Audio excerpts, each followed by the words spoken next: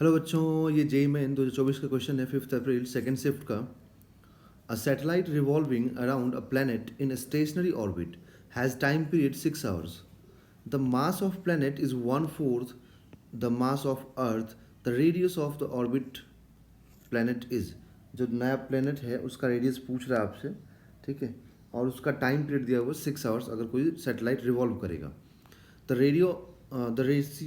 radius of geostationary orbit for Earth is 4.2 into 10 to the power 4 kilometre. Okay, so अब पूरा concept को हम लोग एक बार समझते हैं यहाँ पे क्या बोलना चाह रहे हैं। जैसे ये हो गया, मान लीजिए अर्थ। ओके, तो ये अर्थ हो गया और इसके चारों तरफ एक सैटेलाइट रिवॉल्व कर रहा है। ओके, तो जब एक सैटेलाइट रिवॉल्व करेगा तो इसका रेडियस मान लेते हैं R1 है।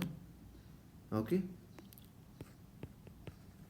तो अर्थ के चारों तरफ जो रिवॉल्व करता है सैटेलाइट, जियो स्टेशनरी सैटेलाइट, तो जियो स्टेशनरी सैटेलाइट का जो टाइम पीरियड होता है ना, वो अर्थ के टाइम पीरियड के बराबर ही होता है। तो कितना? 24 आवर्स। ठीक है, अब बोला गया कि दूसरा कोई एक प्लेनेट है, ओके, जिसका मास अर्थ के मास के 1/4 है। अर्थ का मास मान लीजिए, जस्ट एज्यूम कीजिए m, तो इसका मास हो जाएगा m/4। ओके, एंड इसका जो रेडियस है, अब देखिए किसका, मैं प्लेनेट की रेडियस की बात नहीं कर रहा हूँ, मैं इसके चारों तरफ जो सैटेलाइट रिवॉल्व कर रहा है मैं उसकी रेडियस की बात कर रहा हूँ कि इसका जो रेडियस है वो R2 एज्यूम कर लीजिए, और यही R2 का वैल्यू हम लोगों को फाइंड करना है। यही R2 का वैल्यू फाइंड करना है। ये दूसरा प्लेनेट है। ओके, इसका टाइम पीरियड हमें दिया हुआ है कि जो सैटेलाइट रिवॉल्व कर रहा है उसका टाइम पीरियड 6 आवर्स है। सैटेलाइट ऐसे रिवॉल्व कर रहा है इसके चारों तरफ, ठीक है, इसको V0 मान लेते हैं। तो देखिए टाइम का फॉर्मूला क्या होता है, ओनली टाइम। तो टाइम हम डिफाइन करते हैं डिस्टेंस अपॉन स्पीड, यही डिफाइन करते हैं, डिस्टेंस अपॉन स्पीड। तो उसी टाइप से सोचिए कि अगर एक कोई भी ऑब्जेक्ट या सैटेलाइट की ही बात कर ले, अगर यहाँ पर रिवॉल्व कर रहा है तो वन टाइम पीरियड में, वन रिवॉल्यूशन में जो भी डिस्टेंस ट्रैवल करेगा वो डिस्टेंस कितना होगा, 2πr डिवाइडेड बाई, अगर स्पीड कर दे v, क्योंकि v स्पीड से रोटेट कर रहा है, तो हमें क्या मिलेगा, टाइम पीरियड। तो वन रिवॉल्यूशन में जो भी टाइम लगेगा वो टाइम पीरियड हो जाएगा। तो यहाँ पर अगर हम टाइम पीरियड का लिखें तो 2πr अपॉन ये v जो है ना, जब अपने ऑर्बिट में कोई सैटेलाइट रिवॉल्व करेगा तो v क्या हो गया, ऑर्बिटल स्पीड हो गया। एंड ऑर्बिटल स्पीड का फॉर्मूला क्या होता है, √/gm/r। यहाँ पे m क्या होता है, m होता है mass of planet, not satellite, ध्यान रखिएगा, मास ऑफ प्लैनेट होता है। तो 2π अपॉन √/g इंटू m⁻² 1/2, जो भी कांस्टेंट है उसको मैंने एक साथ कर दिया, और ये r पहले से है और यहाँ से भी r⁻² 1/2 आएगा न्यूमरेटर में, तो ये हो जाएगा r⁻³ ओके। तो अब अगर मैं बोथ साइड में, है ना, जो भी कांस्टेंट क्वांटिटीज़ है ना, पहले तो उसको आप इग्नोर कर दीजिए, इसको भूल जाइए, सोचिए नहीं है।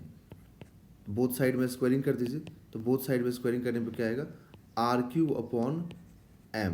ठीक है, तो ये टाइम पीरियड का रिलेशन आ गया मास और रेडियस के साथ। अब इसी रिलेशन को हमें यूज़ करना है। ओके, तो दोनों के लिए, अर्थ के लिए भी और प्लेनेट के लिए भी। तो आप यहाँ लिखेंगे T1² upon T2² is equal to R1³ upon R2³ into,